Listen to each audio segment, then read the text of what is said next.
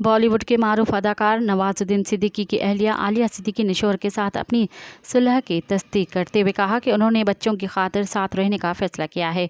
भारतीय मीडिया से गुफ्तगू करते हुए आलिया का कहना था कि हालिया दिनों में मेरी ज़िंदगी में कुछ चीज़ें बदली हैं।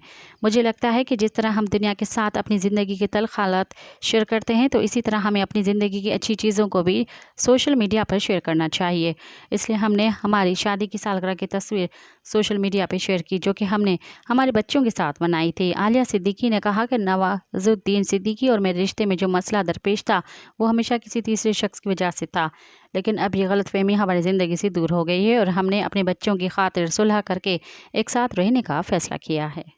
मज़ीद ख़बरनि ऐं तफ़सीलात लाइ विज़िट कयो असांजी वेबसाइट www.awamiNewsHD.com ऐं ॾिसंदा रहो अवामी न्यूज़ HD।